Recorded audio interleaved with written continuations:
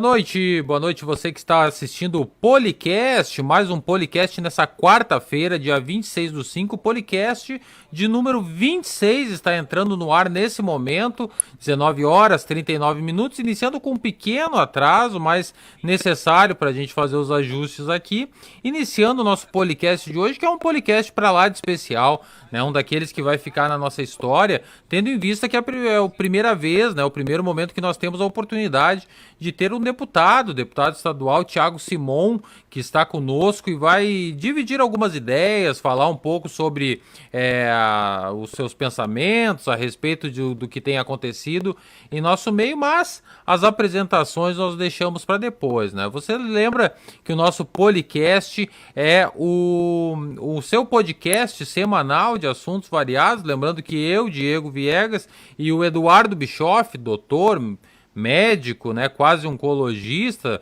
já foi vereador, já tem toda uma atuação política aqui na nossa cidade. Nós trocamos ideias e falamos com convidados sobre assuntos do momento, assuntos variados, e por isso nós te convidamos para acompanhar o Policast nas nossas redes sociais. Segue lá no Instagram, Instagram Policast Oficial, tem no YouTube também, Policast Oficial. Esse programa, logo após terminar, ele vai na íntegra lá pro YouTube, onde você pode compartilhar, pode dividir com os teus amigos e tudo mais, né? E também aqui no Facebook, onde você está assistindo.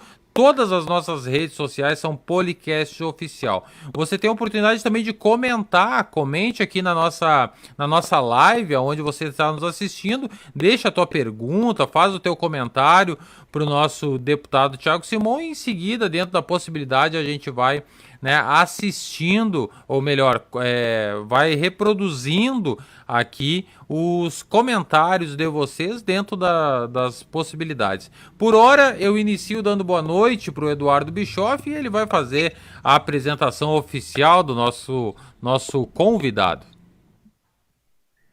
Boa noite, Diego. Boa noite, deputado Thiago. Boa noite todo mundo que está conosco mais uma vez nesse podcast. Já tem bastante gente online conosco aqui. Queria agradecer a presença de todos. É um prazer imenso para mim, que conheço o Thiago desde 2013, quando ele começou a participar ativamente da vida partidária do MDB do Estado do Rio Grande do Sul.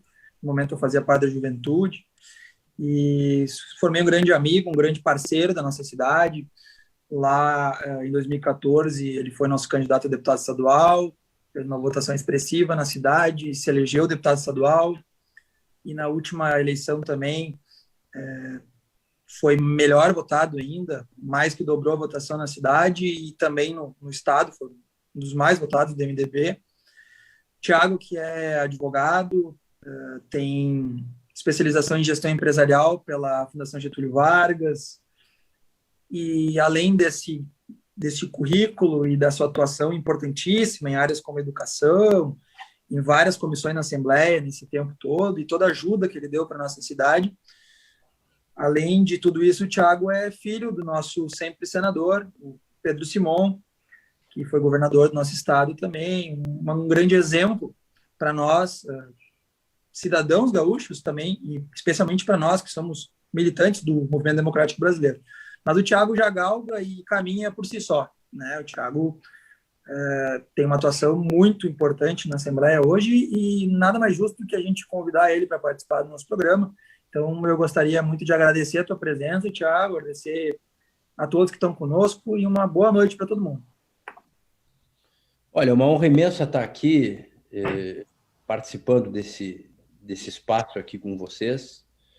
Eu queria agradecer inicialmente ao Diego Viegas, né, que é um jovem comunicador que vem fazendo um trabalho muito importante nessa área de marketing, uma área tão fundamental. Saber trabalhar com a informação cada vez mais é um componente estratégico da gestão, da política, dos governos, né?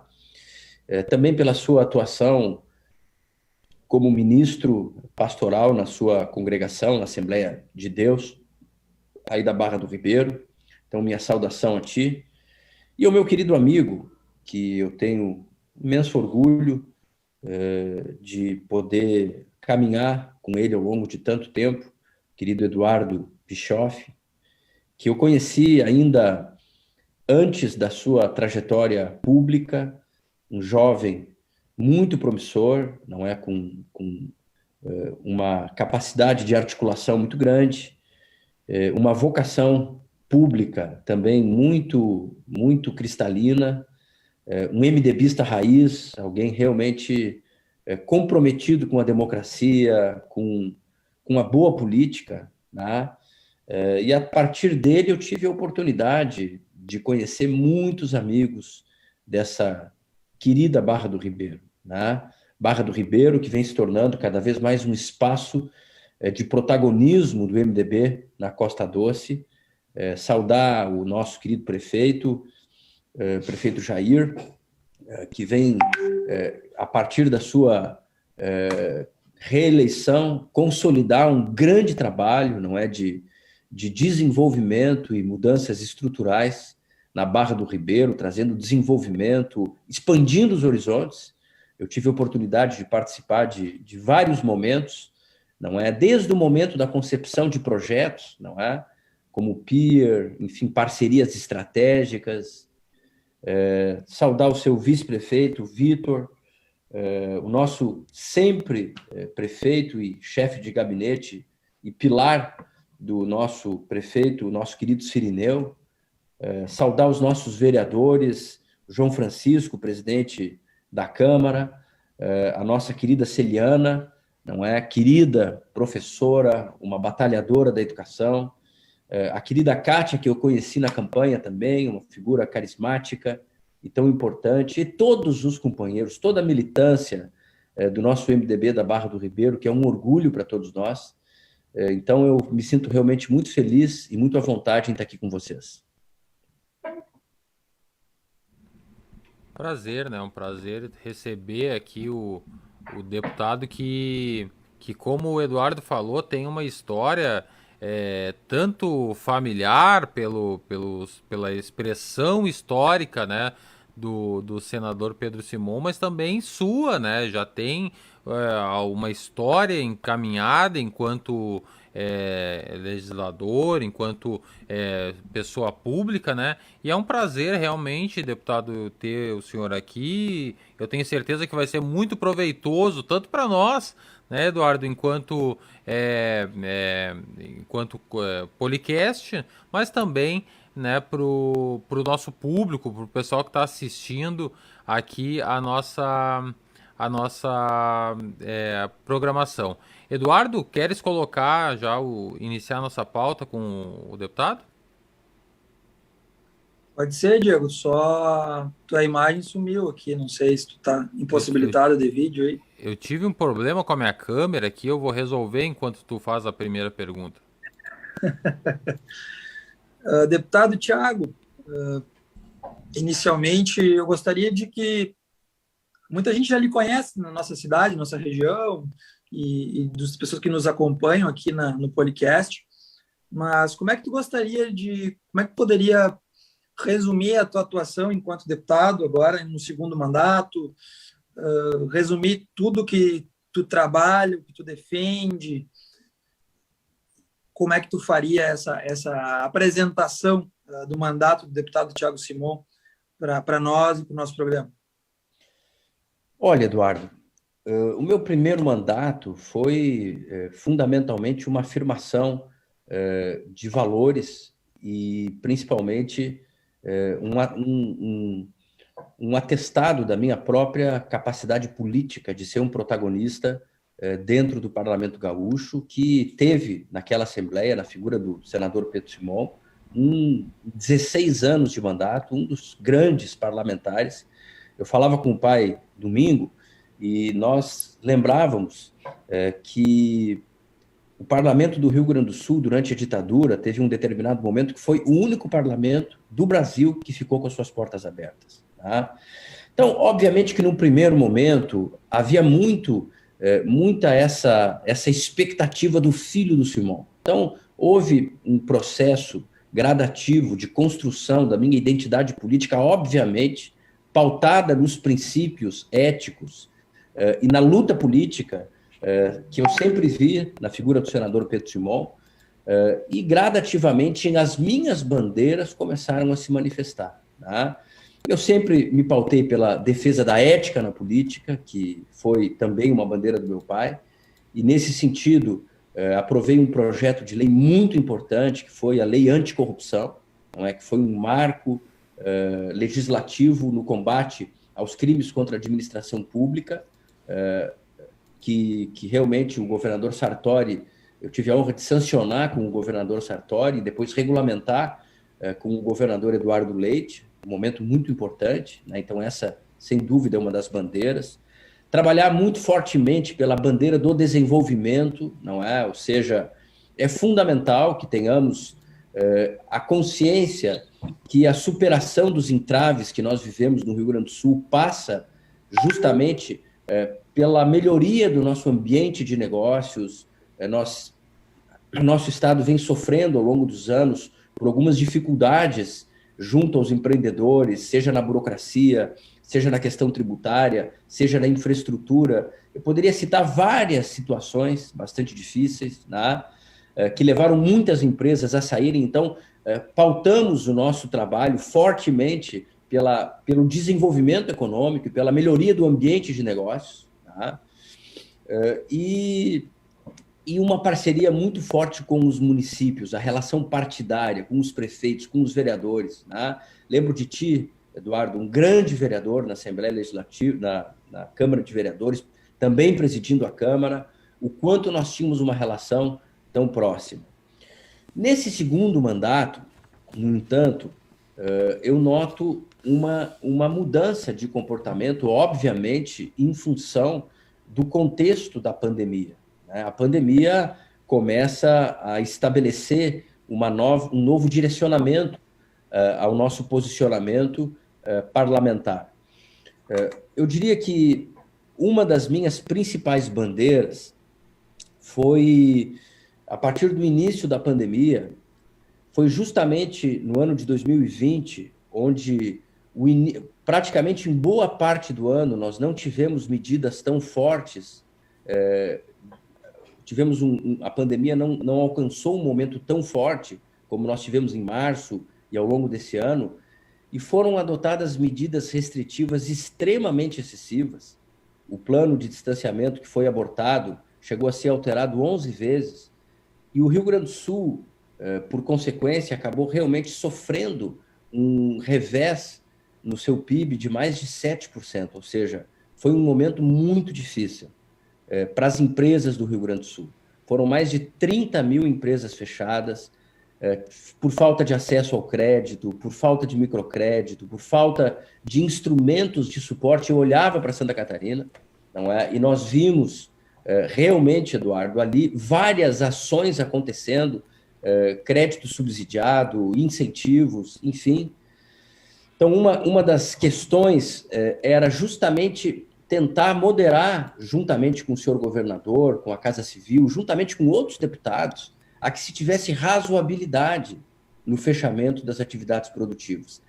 Para resumir, Eduardo, eu escutei uma palestra do Sebastião Melo, com o vice-presidente da Federação, que mostrava que Santa Catarina utilizou muito menos restrições que o Rio Grande do Sul, muito embora trabalhando com muita força os protocolos, né, de segurança sanitária, e, consequentemente, teve uma perda econômica muito menor que o nosso estado, não é?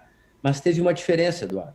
Mesmo trabalhando com restrições com mais razoabilidade, ele teve um indicador de perdas de vidas muito menor que o do Rio Grande do Sul. Ou seja, mostrando que a razoabilidade, quando nós suspendemos um direito fundamental, é algo muito importante, não é? Porque eu falo aqui porque nós temos empregos, nós temos famílias, nós temos a dignidade das pessoas. Aqui em Porto Alegre foi feita uma pesquisa sobre o quanto cada porcento de desemprego, na taxa de desemprego, representa na fome, na criminalidade, não é? Na violência. Então, isso é muito sério. Agora, na outra medida, nós trabalhamos muito fortemente para auxiliar os hospitais nesse momento extremamente difícil que nós estamos enfrentando, que é o momento da pandemia, não é? Trabalhando na equipação, equipando os hospitais com respiradores, com medicamentos. Nós temos, inclusive, uma CPI aqui apurando aumentos de mais de 4.000% nos medicamentos, né? Graças a Deus, nós tivemos uma triplicação do número de leitos de UTIs, e tu que trabalha na linha de frente, Eduardo, nós sabemos, não é, a dificuldade que é enfrentar esse que é um dos momentos mais difíceis que nós vivemos. E é muito importante, né, que a gente tenha essa percepção de todo esse sofrimento que está acontecendo hoje no Rio Grande do Sul, no Brasil, né, um momento de sofrimento psicológico. Então, assim, nós trabalhamos muito fortemente, não é, para ajudar os hospitais, para habilitar leitos Covid. A relação de hospitais que nós ajudamos, junto com a Secretaria de Saúde, para realmente batalhar pela preservação das vidas, eu posso dizer assim que foi extremamente gratificante, Eduardo.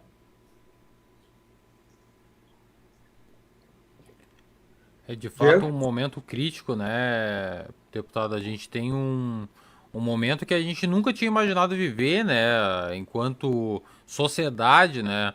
Há 2 anos atrás, se falasse sobre pandemia, a gente estaria falando de um filme, né, de algo que aconteceu no século passado ou algo desse tipo, mas agora o contexto da pandemia ele nos traz, né, como o senhor falou, do segundo mandato não tem como não impactar, né, a ação da pandemia, porque as ações e as nossas preocupações todas se voltam, né, para esse momento. Como o senhor acha que eu peguei na sua fala aqui algumas questões sobre a gestão da pandemia, né?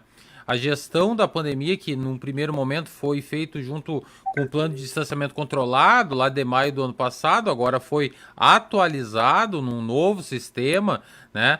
O que o senhor fala espraia um pouco mais sobre a gestão da pandemia no nosso estado e no Brasil?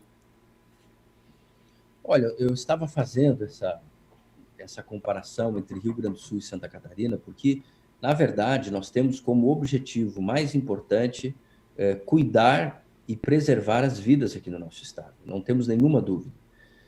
E, inclusive, vale ressaltar que, a partir de março de 2021, nós tivemos um cenário completamente diferente, com vírus com mutação, com muito mais transmissibilidade, com uma taxa de óbitos que foi praticamente 50%, a de todo o ano anterior, não é? Então, o cenário de 2021 foi um cenário muito mais agressivo, muito mais complexo e que demandava, obviamente, medidas radicais, como aquelas 3 semanas que foram adotadas de fechamento de tudo.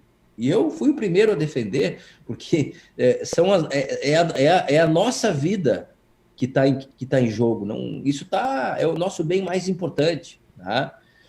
Obviamente que a gestão das restrições ela precisa ter uma conjugação de princípios, não é? E que haja uma razoabilidade, como, por exemplo, na questão das restrições às atividades econômicas. Então, eu vejo, por exemplo, o seguinte: ao longo de 2020, houveram nitidamente excessos que poderiam ser caracterizados como abuso de poder. Vou citar o exemplo do prefeito Marquesan. O prefeito Marquesan, ele fechou por 90 dias, numa época que tinha 25% de ociosidade dos leitos. Tá? Ele fechou todo o comércio, todo o setor de serviços por 90 dias, causou a falência de incontáveis empresas. O Chico, meu amigo do Barranco, entrou em surto, coitado, morreu de infarte. Né? Vários restaurantes tradicionalíssimos. Eu acompanhei o drama dessas pessoas. Enquanto isso, os parques e as praças estavam lotados. Ou seja, não tinha lógica o que estava acontecendo. Né? Não havia diálogo com a cidade, nem fundamento científico para essas medidas. E, obviamente, isso foi cobrado no processo eleitoral, porque a população quer equilíbrio. Né? Nesse momento, então, o que eu vi? Né? O plano de distanciamento, em muitos momentos, ele se mostrou um pouco burocrático. No mês de maio, junho, teve uma vez em que foi fechado uma macro-região da Serra com 49 municípios. Eu lembro que o município de Gramado, ele tinha 9 leitos de UTI, todos vazios, e foi praticamente fechado no momento que não tinha ainda o contágio, ou seja, se fechou muito antes. Eu estava lá ao lado do ex-prefeito de Gramado, tá? Aí acabou se reabrindo o município na segunda-feira, mas é aquilo, fecha num dia, abre no outro. Então, assim, no meu entendimento, eu não quero fazer uma crítica fácil, porque o momento é muito complexo, é muito difícil, uma pandemia, né? Todo mundo quer fazer o melhor, eu não tenho dúvida disso, tá? Agora nós passamos por um outro momento onde se transferiu grande parte da autonomia decisória para os prefeitos, o que também está gerando uma série de conflitos, não é? Eu estava acompanhando hoje entre o Procurador-Geral do Estado e alguns prefeitos que estão tomando medidas de fechar o setor educacional, enfim. Mas eu digo que o que falta, no meu entendimento, Eduardo, é um pouco mais de diálogo por parte do governo com os prefeitos, né? Isso o Melo tem pautado, é o presidente da Grampal, tá? Tem faltado um pouco mais de afinamento em relação não é simplesmente passar a bola, né? Passar a responsabilidade no momento difícil, né? Então, eu trouxe o exemplo de Santa Catarina, né? Que é um exemplo que é interessante.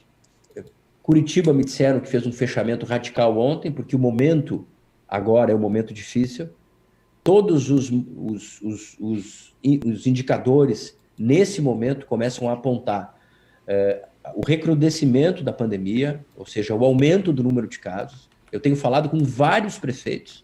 Então, agora é o momento de alerta máximo, né? Bom, talvez há um mês atrás a realidade era diferente, e nós temos que estar atentos a essas realidades. O ano passado era uma outra realidade, não tinha cepa, era bem diferente. Esse momento é um momento muito perigoso, não é? Nós temos recomendado realmente que as pessoas tenham o máximo cuidado, a máxima cautela. Esse vírus com a mutação da Índia, ele ainda está em análise para ver o nível de transmissibilidade. O Eduardo certamente, com certeza, pode nos explicar isso muito melhor. Mas, como eu disse, eu concluo, né? O nosso bem mais importante é a vida dos gaúchos. Perfeito, deputado. Tu vinha falando e vinha passando um filme na minha cabeça, né? Eu estou no enfrentamento da pandemia, atendi o primeiro caso de Covid em março do ano passado, março, abril, nas emergências de Porto Alegre, em região, no consultório na Barra, teleconsulta, e a gente via, enquanto médico e internista e também residente de oncologia, que é a especialidade que mais se investe em ciência, em evidência científica, em pesquisa clínica, né? Alguma seriedade no sistema de bandeiras, porque ele era um sistema que era objetivo, tinha critérios objetivos e era visual, norteava de uma forma mais tranquila a população inteira. No momento em que, por meio de um canetaço, né, por uma vontade, e aí eu entro num tema que eu acho que é importante, caro ao senhor e a nós, no momento que um canetaço mudou todo o sistema de bandeiras, por questão da abertura ou não dos colégios municipais, estaduais, perdeu comigo toda a credibilidade. E aí, do 8 a 80, o poder que era concentrado no governo foi passado aos prefeitos, de certa forma, e agora a gente vê um cenário, como tu muito bem falaste, na minha opinião também, de insegurança completa, porque o sistema os 4As, alerta, aviso, enfim, a gente não vê uma coordenação do que está acontecendo, e nós, profissionais da saúde, médicos, linha de frente e outros colegas, estamos apreensivos com o que virá pela frente. Eu, sinceramente, já disse semana passada no podcast, eu não imagino que a rede de emergências da região,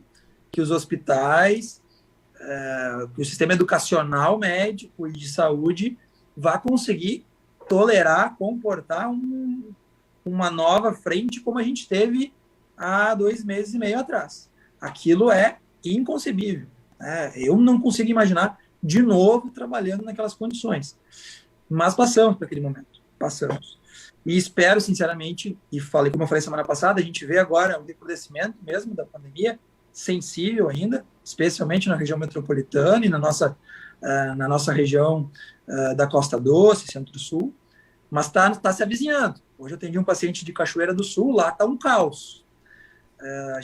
Eu tenho familiares da minha namorada em Santo Ângelo, lá está um caos. Tá difícil. E esperamos que isso não aconteça de novo aqui. Mas, enfim, torcemos para que a gente agarre essa oportunidade de abertura com responsabilidade e siga os protocolos de fato. E isso eu vejo muito no Melo, que o Melo ele bate muito no que é a irresponsabilidade, né? Que é a irresponsabilidade das pessoas se aglomerando fora do comércio, fora da indústria, fora do ambiente familiar, né?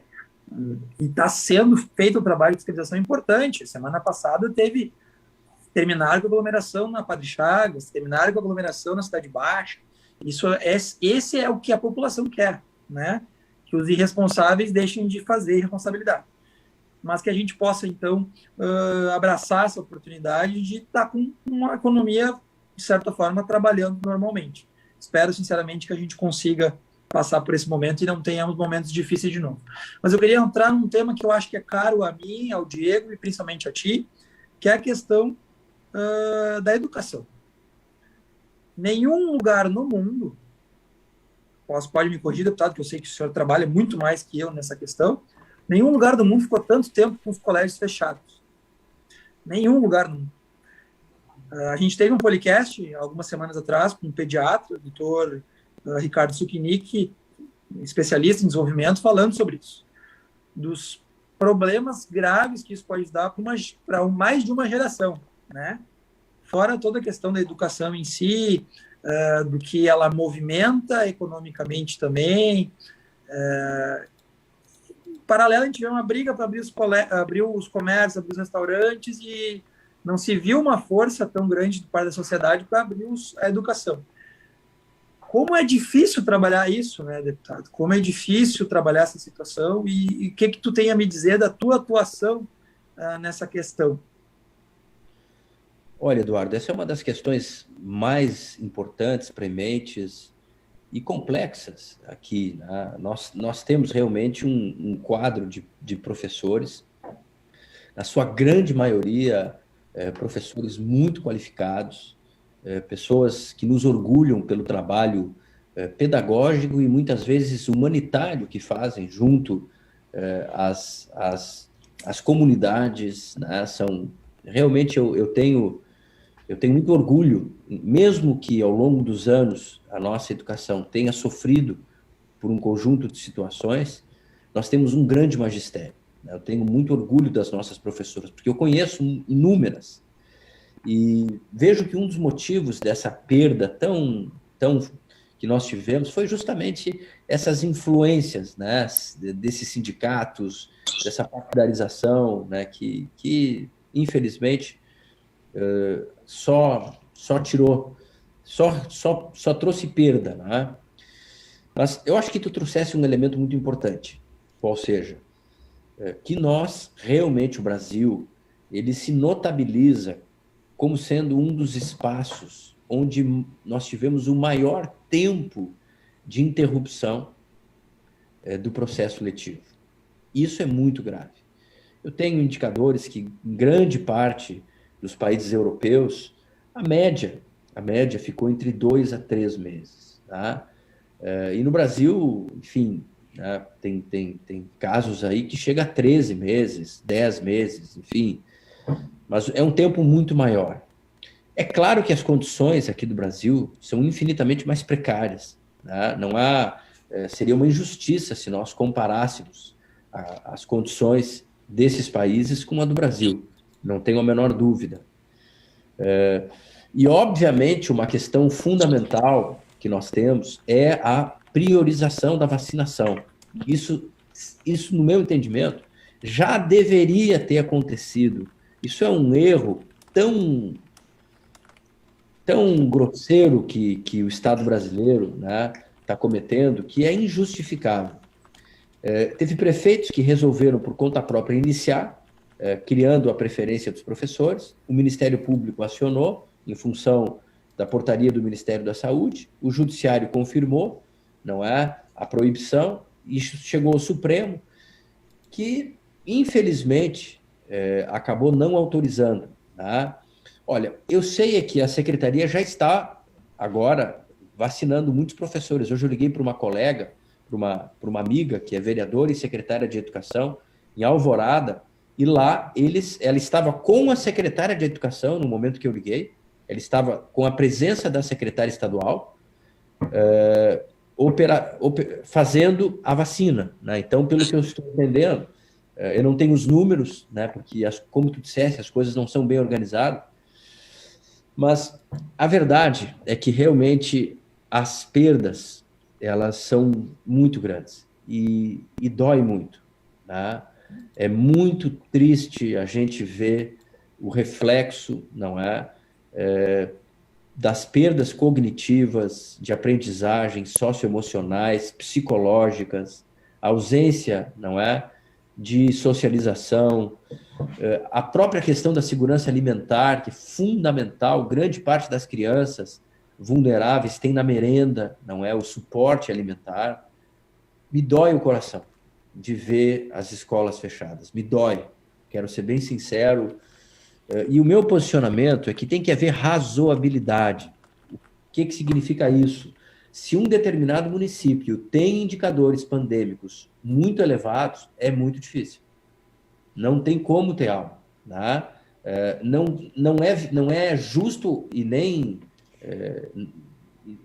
cabível expor, não é, professores, professoras e os próprios alunos a condições de risco. Tá? Então, obviamente que se tiver uma situação com indicadores de novos casos crescentes, isso obviamente está fora de cogitação, tem que parar. Não só as aulas, tem que parar o resto. Não dá para deixar os bares abertos e as escolas fechadas. Tá? Convenhamos que não tem lógica isso. E então, meu entendimento, tá? Estou sendo bem sincero, porque a educação é fundamental. Cada dia sem aula para um aluno é fundamental. Fundamental. E a verdade é que grande parte das crianças brasileiras, infelizmente, contam com mecanismos tecnológicos muito precários. Né? As metodologias de ensino à distância são muito insuficientes. Eu tenho visto, tenho acompanhado e olha, ficamos aí com um secretário aí 2 anos e meio, enfim, olha, eu não vi grande coisa, né, em termos de suporte para criar um sistema de ensino à distância. Eu conheço muitas crianças que têm aula com telefone celular, que é absolutamente incompatível para conseguir minimamente ter uma interação com o grupo. Tá? Então, assim, eu acredito que tem que ter bom senso, tem que ter um diálogo entre o governo do Estado, a secretária da Educação, os prefeitos, não é? Esse diálogo tem que ser regionalizado, tem que chamar as diretoras das escolas. Isso tem que ter um diálogo, não é? Obviamente pautado nesses indicadores. Talvez uma comunidade tenha um surto, não possa abrir, a outra não tenha, possa. Enfim, estou levantando hipóteses. Tá? Agora, o que não pode acontecer em alguns momentos, a gente vê, como no ano passado, a gente viu Porto Alegre, que basicamente com tudo funcionando e a orla lotada e as escolas fechadas. Eu não posso aceitar isso. Então, eu acho que sim, né? É o momento das lideranças, né? Das pessoas que têm um compromisso com o povo. É com o povo que nós temos um compromisso, não é com o governo, entende?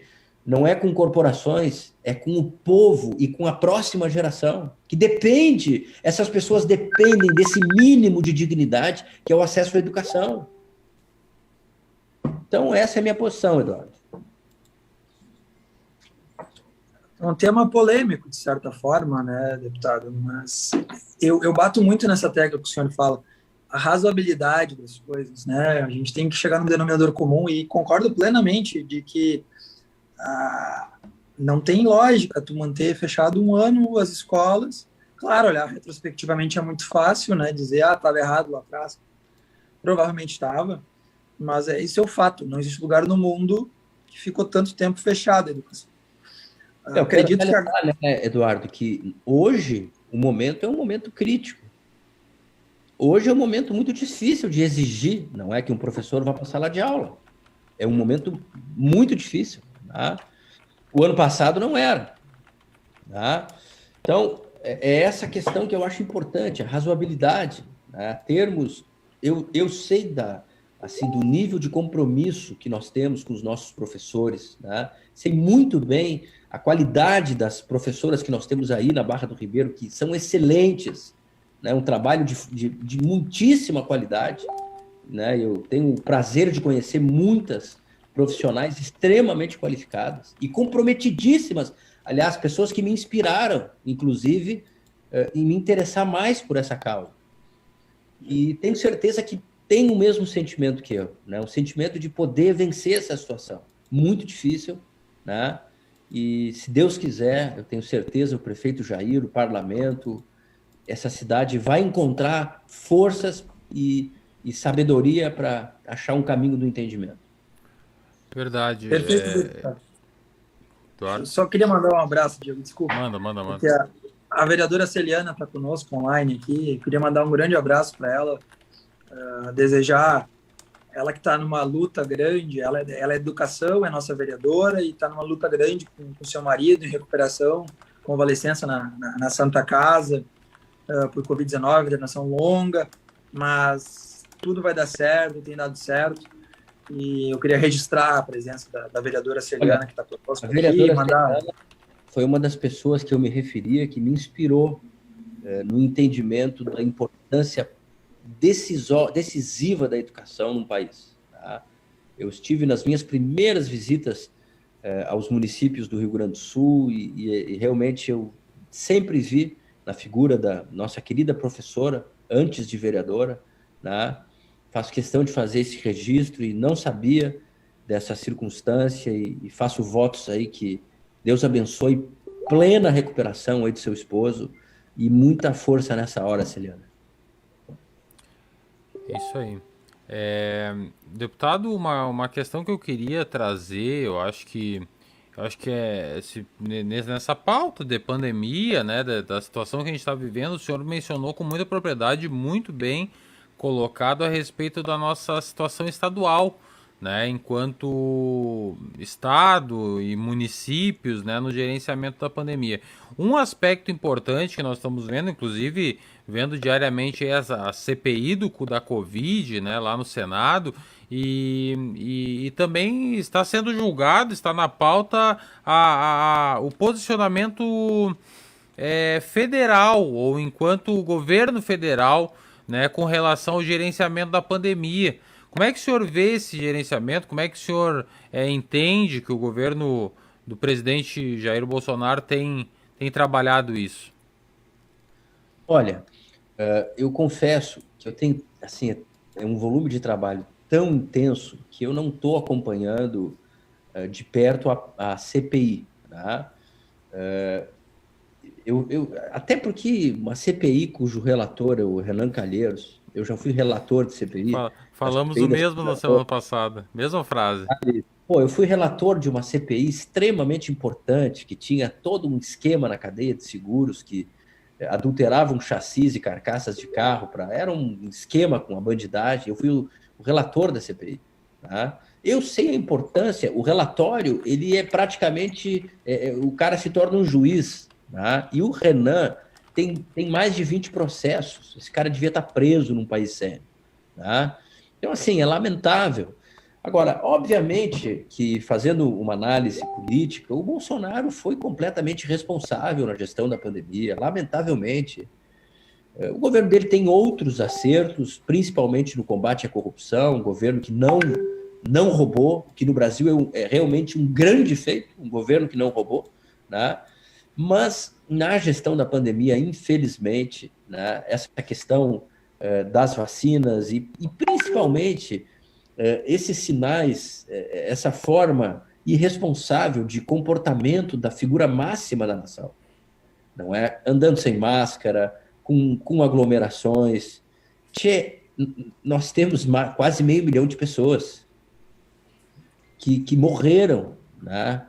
E não dá para ter esse comportamento que não tem um mínimo de empatia com as pessoas. Muita gente perdeu um parente. Eu estava lá visitando meu pai, até me emociona um pouco, e vi um senhor, né, que é um engenheiro elétrico, foi buscar algumas coisas, passou na praia ali, e ele tinha perdido a esposa, né? Foi uma situação.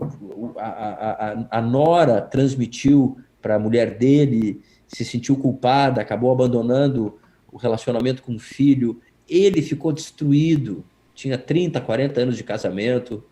Então, assim, é muito triste o que está acontecendo, né? Não é apenas uma questão de saúde pública, a gente fala no sentido político, é uma questão humanitária, uma questão muito difícil. Então, nesse sentido, eu acho que realmente falta mais humanidade, né? Falta mais equilíbrio para o nosso presidente. O que, como eu disse, não, em outras áreas, principalmente uma área que também é fundamental, no meu entendimento, que é uma das bandeiras assim, da minha atuação pública, é o combate à corrupção, ter um governo decente, acabar com a roubalheira no Brasil, né? E graças a Deus, nesse sentido, eu pude ver que a coisa melhorou um pouco. O que não dá é ficar nessa radicalização absurda, né? Ficar, que nem eu vejo alguns grupos, assim, que as pessoas se alimentam desse negócio do Bolsonaro, anti-Bolsonaro. Eu acho que o Brasil é maior que esse tipo de radicalização ideológica, tem grandes pautas para a gente trabalhar, para a gente defender, para a gente mudar. Tem uma reforma tributária, uma reforma administrativa, tem a eficiência do Estado, né? Tem grandes questões. Então, eu espero realmente que essa CPI, né, não seja um instrumento nas mãos do Dr. Renan Calheiros e ela possa fazer aquilo que deve fazer, que é apurar os fatos. CPI existe para apurar os fatos. Se há responsáveis, que sejam apontados. Essa é a minha posição. Perfeito. Semana passada nós fizemos um arrazoado aqui, eu e o Eduardo, a respeito de vários assuntos, né? E um deles calhou descer a CPI. E realmente, como o senhor tem falado, o grande problema é o cunho eleitoral e eleitoreiro que parece estar já se gerando, né, tendo a CPI, né, já promovendo ações ali. Claro que aqueles senadores que mais falam, mais aparecem. No início da CPI, o presidente da CPI, um senador do Amazonas, os caras prendem por desvio de verba da saúde a mulher do cara e os 2 irmãos dele.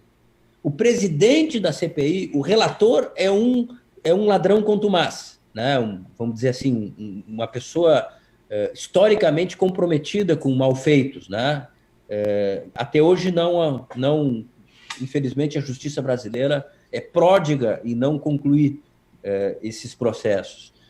E o presidente da CPI, que, digamos assim, é aquele que administra os processos administrativos, o cara tem um Estado que sofreu um dos maiores escândalos, onde inúmeras pessoas morreram por falta de oxigênio. Foram bilhões de reais para aquele Estado. Tá? Então, esse cara é o presidente da CPI. E aí fazem um relatório, um requerimento, solicitando a inclusão dos estados que receberam bilhões de reais e não colocaram compraram o respirador e não veio, compraram não sei o que e não veio, o dinheiro sumiu e os caras não aceitam investigar. Eu vi uma entrevista do Renan e daquele baixinho, que é um cara meio, né? o senador aquele, que fica sempre do lado do Renan, enfim, aí, aí uma repórter pergunta, vem cá, vocês não vão fazer a análise dos estados? Né? Enfim, né, o cara deu um 7-1, enrolou, e eu fico triste. Porque eu falei uma vez com um amigo próximo meu da Polícia Federal, e ele me disse o seguinte, olha, houve desvios bilionários durante a Covid, porque houve dispensa de licitação, esses contratos emergenciais permitiram uma série de falcatruas, né? E, infelizmente, muita coisa não andou porque os tribunais de contas estão sendo orientados a não atrapalhar a compra de insumos, porque as pessoas, eles não querem atrasar as entregas, mas a verdade, meus amigos, é que tem muita roubalheira por trás dessas compras da Covid. Isso é inegável que deva ter, né, deputado, porque isso é histórico no país, infelizmente, né. Eu tenho acompanhado, eu gosto de política, né, desde pequeno, né? Tinha épocas em que eu ligava na TV Câmara, na TV Senado, para ficar vendo os deputados falando. Eu tenho acompanhado, quando dá tempo, a CPI. Quando estou no intervalo ali, almoço, alguma coisa, eu boto ali no Globo News e vejo, no CNN, enfim. E eu concordo que estejam errando na CPI, primeiro nos nomes, né? Eu acho a condução do Omar Aziz, enquanto presidente, tem sido adequada do que eu tenho visto. Mas, é claro, não vamos entrar no mérito da roubalheira que a família possa estar fazendo, enfim, que isso a gente vê, até inclusive na família do presidente, da República, enfim. Mas Renan Calheiros, relator da CPI, que pudesse ser a CPI mais importante da história do nosso país, é lamentável, eu falei isso semana passada, e é lamentável, parece que a CPI já nasceu com o relatório pronto, de certa forma, né? E bate numa tecla, tá? A questão da vacinação é muito importante. Foram 11 vezes já aprovadas em que o governo federal deixou de aceitar ou de ir atrás de vacinação por propostas. Mas eu vejo eles não querem investigar governadores, não querem investigar prefeitos, não querem investigar suspeitas de desvios. E, por exemplo, nesses últimos dias só se fala em cloroquina. Eu passei uma vergonha absurda de ver no nosso senador Heinz, querendo dar comentários sobre estudo clínico. O cara é agrônomo, quer falar de Lancet, dizer que a JAMA é criminosa, pelo amor de Deus, mas se coloca no seu lugar. E do outro lado, o Bezerra, nosso companheiro, claramente defendendo coisas absurdas. E do outro lado também, né? Tu falaste do Baixinho, o Baixinho acredito que é o Randolph, né? Randolph Rodrigues. Me parece um pouco de moralidade no Senado, nunca vi nada contra. Mas claramente ele e outros, tanto prós ou contra o governo, estão fazendo um palanque eleitoral para o ano que vem. Tem candidatos a governador ali, tem candidatos a senador de novo, tem possíveis candidatos à presidência, ou vice-presidente da República, e foi um palanque para todo mundo. Foi um palanque para o Mandetta, foi um palanque para todo mundo, e infelizmente o que parece o caminho que está andando a CPI vai ser como todas, a maioria, né, deputado? Caminhar para pizza. Não vai dar em nada, como aconteceu em várias CPIs no governo federal. E também, até no nosso município já teve CPI uns 20 anos atrás que não virou em nada, nenhum relatório, foi MP e não aconteceu nada. Então, é realmente muito preocupante que, no meio do momento dificílimo que a gente está vivendo ainda, os nossos agentes políticos estão trabalhando para política, né? Estão fazendo política, querem ver uma resolução do problema. É verdade. Não, veja bem, acho que tu tem toda a razão. Me parece que o objetivo político da CPI é o impeachment. Né? O impeachment, eu não sei a composição de forças dentro da CPI, acho até que tem alguns parlamentares que são aquele centrão meio meio indefinido, né? Mas me parece que essa ideia do impeachment, ela balizou muito a questão originária da Constituição dessa comissão parlamentar de inquérito. No entanto, a própria questão, ela, digamos assim, seria o fundamento de um pedido de impeachment, não é o fato determinado, o crime de responsabilidade que, enfim, e obviamente feito de uma forma absolutamente politiqueira, como está acontecendo, conduzida, um relatório assinado, né, por uma pessoa sem nenhuma credibilidade, cujo presidente tem toda a família presa por desviar recurso da saúde, tá? Então, assim, realmente, e como tu disseste, um palanque eleitoral, eu não perco meu tempo com isso. O pai me conta, sempre que eu vou lá, eu ligo para o pai quase todo dia, o pai me conta, tem um tempo ali, ele assiste o Globo News, né? E ele diz até, o Renan é muito competente, mas está escrito na cara dele, né? Que, enfim. Então, eu acho o seguinte, né, Tia? Eu acho que nós temos que vencer esse momento, tá? Vencer esse momento, nós precisamos chamar a responsabilidade realmente lideranças que tenham o bem público, né, o interesse da sociedade, condições de estabelecer uma governança que ofereça paz para as pessoas. As pessoas estão saturadas desse ódio que é destilado todos os dias nas redes sociais, na TV. Muita gente, infelizmente, se viciou nisso, né, e entrou nessa guerra e não consegue sair mais. Todo dia aparece a mensagem e ele já pega, né? É uma coisa, infelizmente, virou alterou o nosso comportamento, essa questão, né? Eu acho isso, eu acho que nosso partido, Eduardo, tem esse papel, o MDB, né? Um partido que tem uma história de equilíbrio, de moderação, de construir, não é? Um ponto de equilíbrio, uma terceira via. Na verdade, muitas vezes é a primeira via aqui no nosso estado, né? E não, eu me refiro do MDB do Rio Grande do Sul, não é a outros, tá? O MDB do Rio Grande do Sul. Então, eu acho muito importante que aqui no nosso estado a gente tenha essa liderança, esse protagonismo. Eu defendo que nós, internamente, não tenhamos um atrelamento tão grande com o governo, né? Respeito o governador Eduardo Leite, é uma pessoa que tem muitos pressupostos políticos, programáticos semelhantes ao nosso querido Sartori, reformista, que quer a eficiência dos serviços públicos, muitos pontos em comum. Votei com ele as carreiras, votei com ele uma série de projetos, tá? No entanto, é muito importante que o nosso partido também possa construir o nosso projeto com o nosso DNA, o DNA do MDB, né? Do Sartori, do Simon, do Rigoto, né? Do Eduardo Bischoff, dessa nova geração que está aí, tá? Eu acho que é dessa maneira que a gente vai se posicionar nas eleições do ano que vem como uma alternativa real de chegar ao governo do estado. Nosso partido já governou 4 vezes o Piratini.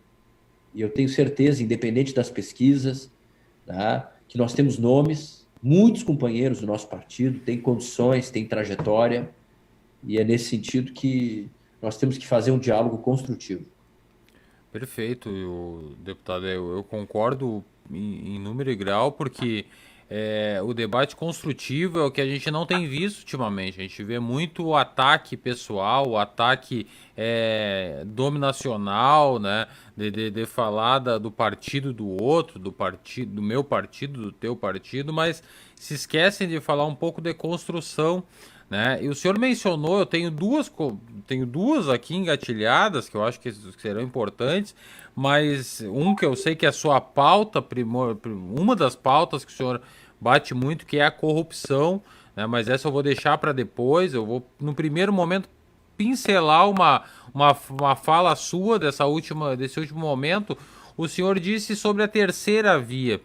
existe um debate importante sobre essa terceira via, se ela é possível, se ela é viável, se ela existe, né? Se ela vai existir. O que o senhor pensa sobre isso? Essa terceira via, ela é viável? Ela tem algum nome já de representatividade, né? Como é que o senhor enxerga? Nós vemos um cenário político nacional, pessoas se lançando, né? Se lançando com vontade, querendo ser essa terceira via, mas enquanto...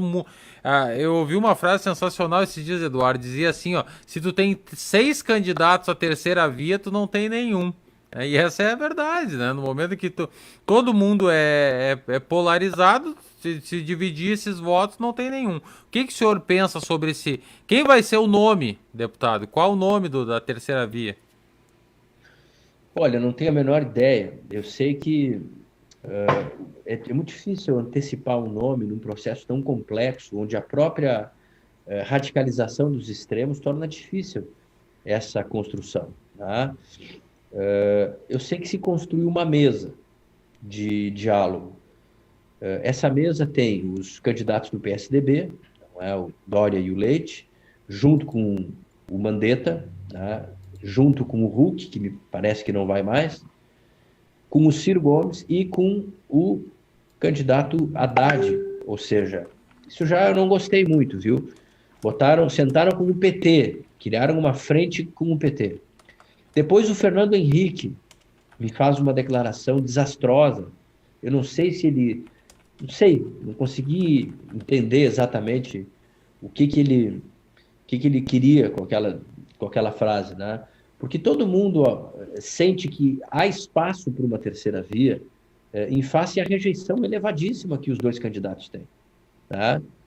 O Bolsonaro, né, ele tem um eleitorado importante de 30%, 35%, na região sul ele é maior, tá? E o Lula também tem. Só que os dois têm uma rejeição alta também. Então, obviamente, que há espaço para uma candidatura de equilíbrio, mas, realmente, eu vejo que a maior ameaça que nós temos nessas eleições, no meu entendimento, tá, é a volta do PT. Tá? Nós temos que realmente ter muito cuidado.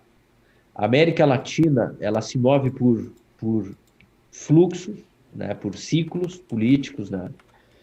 E nós temos nesse momento aí o Chile sofrendo uma eleição parlamentar muito forte, com aquele pessoal que vandalizava, o PSOL do Chile, né, teve maioria na eleição parlamentar e no plebiscito constitucional. Devem mudar a Constituição do Chile. Na vitória deles, da extrema esquerda chilena, a Bolsa desabou 9%. Ou seja, o Chile era uma âncora de estabilidade na América Latina. Nós tivemos na Colômbia momentos terríveis de instabilidade, de quebra-quebra, não é? Em 2016, vocês certamente têm conhecimento, houve a institucionalização das Farc a partir daquele acordo nacional, e eles se tornaram um partido político e pelo que eu estou entendendo, não deu certo, porque eles entraram para o sistema e estão causando realmente uma instabilidade política gigantesca na Colômbia, que é outro país, junto com o Chile, né, que tinha Cali, que tinha Medellín, não é? Ou seja, é um país âncora também, com políticas econômicas enraizadas. Nós já temos a Venezuela destruída, né? Nós já temos a Argentina com 40% de pobreza. Eu me preocupo muito com a volta do PT. Não estou brincando. Esse pessoal não brinca. Tá? Então, assim, eu quero realmente participar de um projeto que possa colocar o Brasil nos trilhos, sem ódio, sem agressividade, tá? Que tenha realmente uma política de desenvolvimento, que possa enfrentar a pandemia com responsabilidade, que possa deixar as pessoas trabalhar, contra esse fecha-tudo também negacionista que o PT defende. Nós enfrentamos a Manuela aqui em Porto Alegre e era uma loucura. Eu tive com uma deputada do PT num debate, eu perguntei, deputada, então, se dependesse da senhora, no ano passado não abria nada, nem educação e nem economia, não abria nada. Todo mundo ia viver de um auxílio na cabeça dela, né? Então, assim, esse negócio é muito sério, né? Então, eu me preocupo, né? Vejo algumas lideranças nacionais do nosso partido fazendo movimentos para a esquerda, principalmente o pessoal lá do Nordeste, Renan e companhia, né? E, enfim, né? Eu quero realmente acreditar, se Deus quiser, que o Brasil não vai ter esse retrocesso. Que Deus possa nos ajudar a realmente construir um projeto de nação, um governo justo, um governo sério, né? E que possa dar chance para esse povo sofrido, batalhador, né? Poder ter um pouquinho mais de dignidade e condição de vida. Muito bom. Perfeito, deputado, perfeito. Compartilho, de certa forma, da tua preocupação, e a minha preocupação também se estende à possibilidade de a gente manter, na minha opinião, um lunático à frente do governo federal. Então, eu acredito muito na terceira via. Realmente, a gente tá carente de uma liderança que faça esse processo andar, e não consigo imaginar que uma mesa com Haddad, Ciro Gomes, Huck, Mandetta, vai sair uma chapa competitiva e unida disso, mas tenho fé e vou estar do lado dessa turma. Eu não voto no Bolsonaro de jeito nenhum, não faço campanha, e de forma alguma também voto no Lula, pelo amor de Deus. Mas enfim, vamos ver o que vai acontecer. Vamos ter fé e vamos tentar fazer parte desse processo, porque reza a lenda que o DEM recentemente contratou uma pesquisa eleitoral que não quis divulgar e que chegou à conclusão de que a terceira via tem muita chance. E tem muita rejeição de fato para os dois lados, e que talvez a polarização que a gente está vendo nas mídias sociais, na imprensa, infelizmente, e também nas nossas discussões, como a gente está vendo hoje em outros locais, talvez não vá ser a realidade. Mas realmente o Brasil está carente de lideranças novas que façam parte desse processo. Quem sabe o deputado não possa ser a nossa frente aqui no Rio Grande do Sul, ou até galgando voos ainda maiores, né, deputado? Mas eu gostaria, nesse momento, de mandar um abraço para todo mundo que está conosco, uma boa noite para a Tatiane Nunes Cotinato, está sempre conosco, com a professora Rose Souza, a nossa secretária de Serviço Social, a Viviane Leite, a nossa amiga Marilene Ferraz, o nosso produtor rural, Gabriel Didio, a nossa futura nutricionista, esposa do nosso comunicador aqui, do Diego Viegas, Priscila Ter Viegas, o nosso amigo Jonatas Branco, que felizmente está vencendo a leucemia e em breve espero ver ele de novo participando conosco no governo municipal e na política partidária. A nossa vereadora Celiana, que participou muito conosco aqui. Inclusive, o Jonatas Branco questionou, um pouco antes de tu falar sobre o posicionamento do ex-presidente Fernando Henrique Cardoso, questionou sobre o apoio dele ao Lula. Também é o nosso professor e agente cultural, Eduardo Fraga, que está conosco também. Ao sempre prefeito, vereador e hoje chefe de gabinete, Cirineu Luiz Implinski. O nosso senador Pedro Simões está fazendo falta, ele nos disse. A vereadora Celiana nos pediu para mandar um abraço ao nosso senador Pedro Simões, que felizmente está lá, já fez 90 anos, né, deputado? 91. 91 anos, cheio de saúde e sempre cheio de história para contar, participando, quando possível, dos eventos do partido, enfim. Eu fico muito feliz com essa oportunidade que a gente está tendo hoje, está conversando contigo, depois de algum tempo já de caminhada conjunta, nesse novo cenário digital, com bastante participação do partido e de pessoas da Barra e fora da Barra. Fico muito feliz com a tua participação, agradecer em nome do podcast, em nome do MDB também, da nossa amizade. E, enfim, caminhando para o final da minha parte, mas eu sei que o Diego tem pautas importantes em comum também por conversar, e aí depois a gente encaminha para o final. Rapidamente, eu tenho aqui uma anotação que eu fiz e é uma pauta comum que eu tenho com o deputado Thiago, ele cristão, né? Eu também comungamos da mesma fé e por isso eu sei da tua trajetória, deputado, que tu tens batido muito, né? Tem um projeto para Família Cristã, né? Que é uma identidade que tu trabalha importante, né? Trabalhando temas que são delicados na sociedade atual, né? Temas que são difíceis muitas vezes de se trabalhar e de se tratar, né? Mas nós, enquanto cristãos, temos valores, temos um processo de processo ético interno e externo muito importante com relação a isso, né? Eu sei que o senhor bate muito com relação à anticorrupção, que é eu entendo que deve ser um prisma do político, daquele agente público que defende a bandeira de Cristo, deve ser a anticorrupção, porque realmente não tem como nós associarmos, né, o caráter de Cristo a um erro tão básico de ética e moral, né? Mas também o senhor tem outras atuações no relação a pautas da educação, né, da forma que se lida com a educação infantil, especialmente. Então, são coisas comuns que nós temos. Eu queria que o senhor falasse um pouquinho a respeito desse trabalho que o senhor atua.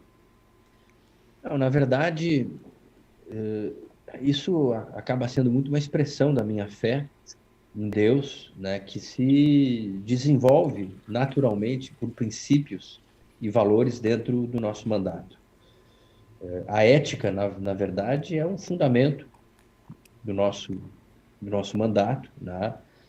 A família, obviamente, também é um dos pilares do nosso trabalho. Eu aprendi desde muito cedo com o meu pai a importância da espiritualidade como um fundamento da nossa vida, né? Meu pai, desde muito cedo, meu pai tem uma profunda religiosidade, né? Ele é profundamente católico, lê diariamente os evangelhos, a Bíblia. É alguém que realmente tem uma relação com Deus. Em todos os momentos importantes da sua vida, ele busca a orientação de Deus, da sua consciência, tá? E também esse temor de Deus, né? Essa relação de muita reverência e respeito aos princípios estabelecidos por Deus sempre permitiram que ele não se corrompesse ao longo do caminho. Ou seja, essa formação muito enraizada de princípios e valores, não é? De muito temor a Deus, foram fundamentais também para que ele tivesse coragem de enfrentar grandes desafios, não é? Grandes estruturas criminosas, como essas do Senado, Renan, Sarney, enfim, né? Embates muito difíceis, em que ele foi muito retalhado e perseguido. E graças a Deus, essa influência eu pude receber no meu coração, desde muito cedo. Tanto pelas sementes que foram lançadas, quanto pelo exemplo de vida. Tá? Então, na verdade, eu tive o meu próprio encontro com Cristo, né? A minha experiência com Deus, aprendi também a conhecer enfim, todo o propósito que Deus tem para a minha vida, e tive a sorte de ter uma esposa maravilhosa, uma filha também maravilhosa, pessoas que hoje a nossa família realmente é um fundamento, é uma fonte de satisfação e de alegria indescritíveis, né? E quando nós fazemos isso em Deus, né? Isso nos traz ainda mais satisfação. E nós procuramos expressar esses valores. De que forma, né? Bom, na verdade, a família é reconhecida pelo próprio ordenamento constitucional, não é? Como um esteio da nossa sociedade. E, nesse sentido, a proteção e a valorização da família, em vários momentos, eu procurei desenvolver nesse trabalho, né? Vou citar um caso, assim, existe uma interligação muito clara entre família e educação, tá?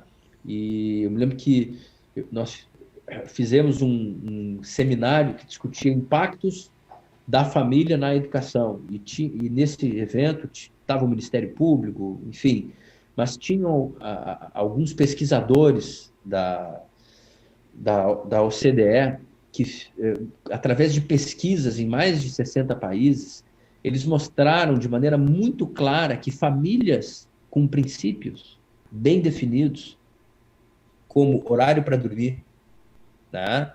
Disciplina nos seus filhos, famílias com princípios geravam filhos com maior capacidade de aprendizagem.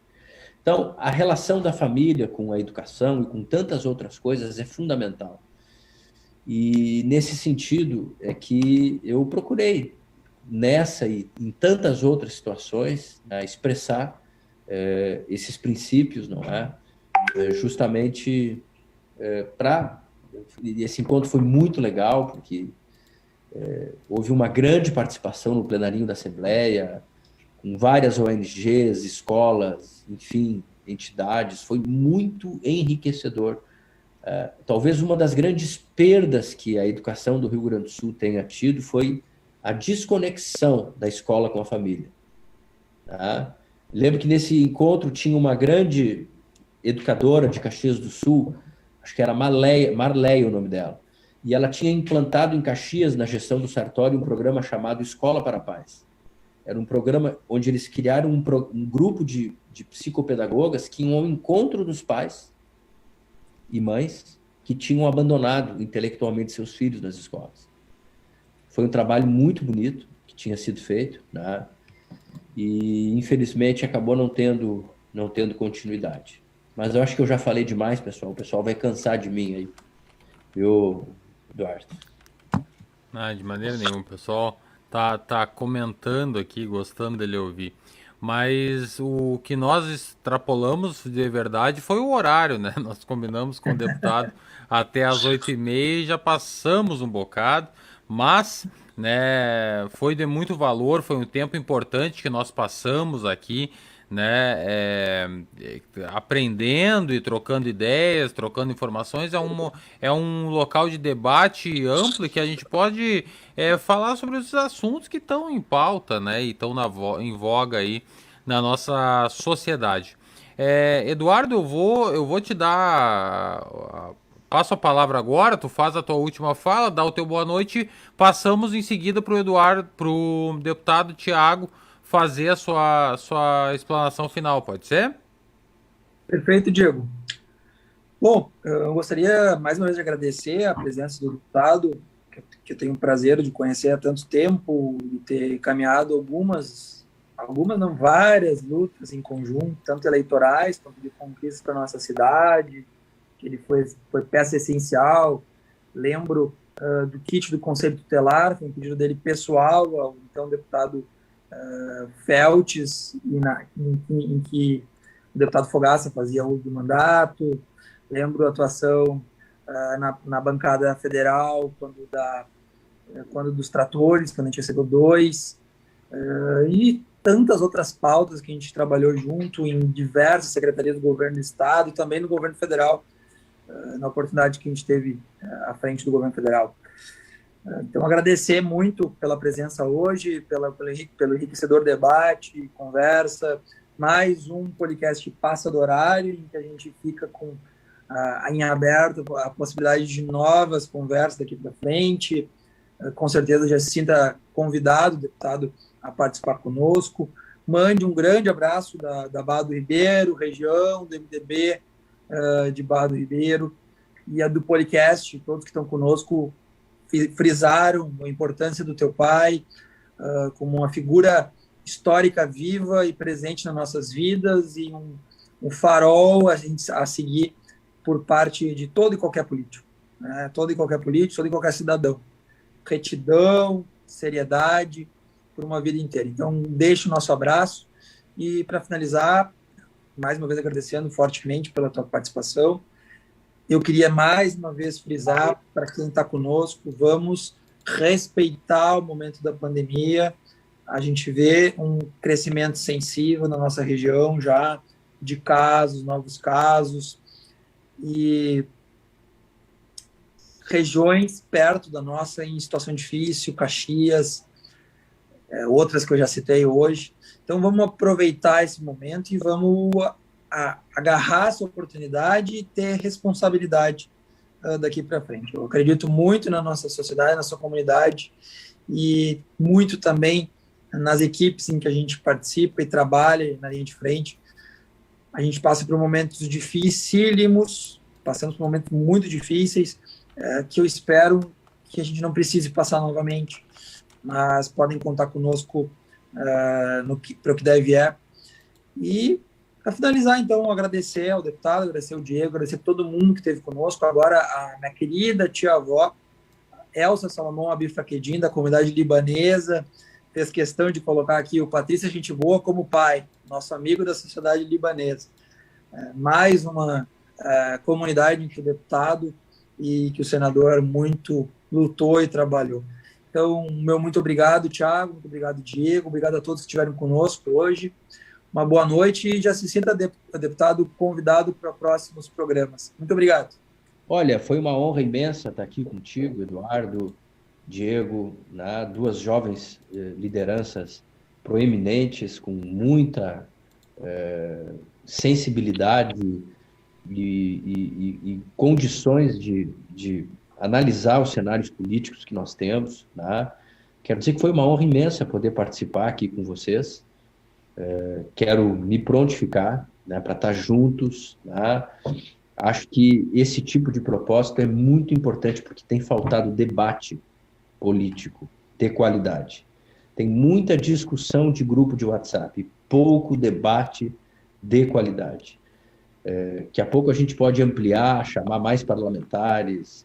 Acho que nós temos que discutir de maneira altiva, de maneira construtiva, propositiva, né? E eu reitero assim, que foi uma honra imensa poder participar com todo o MDB da Barra do Ribeiro, companheiros que expressaram aqui o carinho, esse carinho tão especial, né, que eu sinto dessa comunidade pelo meu pai. E daqui a pouco eu já vou ligar, eu recebi uma mensagem que a minha filha está fazendo um show de balé para ele, então eu já estou louco para ligar para lá, no vídeo, para ver o que está acontecendo, e já vou levar de pronto aí esse abraço da Barra do Ribeiro para o nosso querido senador Pedro Simão. Grande abraço e fico à disposição. Obrigado, deputado Thiago Simão, nosso convidado de hoje. Obrigado, Eduardo, também por ser um dos co-anfitriões aqui do nosso podcast. E também obrigado a todos que participaram, todos que deixaram a sua mensagem, todos que compartilharam, todos que estiveram conosco, né, nesse podcast de número 26. Lembrando que, encerrando a live agora, ele está indo na íntegra lá para o YouTube, tá? Então ele vai na íntegra lá para o YouTube, você pode acessar, compartilhar, você pode colocar nos grupos do WhatsApp, pode nos ajudar em disseminar essa conversa que foi tão boa e produtiva, né, dentro dos temas que nós propomos. Muito obrigado a todos que assistiram. Fique, né, aguardando, porque na próxima semana nós teremos mais um podcast, comunicaremos nas nossas redes sociais e também, né, os cortes, os melhores momentos deste programa vai para o nosso Instagram, Policast Oficial. Então segue lá no Instagram, Policast Oficial, e nós traremos mais e mais conteúdos como esse. Grande abraço a todos, uma boa noite, tchau. Tchau, tchau, obrigado, boa noite. Tchau, pessoal, um abração. Tchau, tchau, deputado, prazer.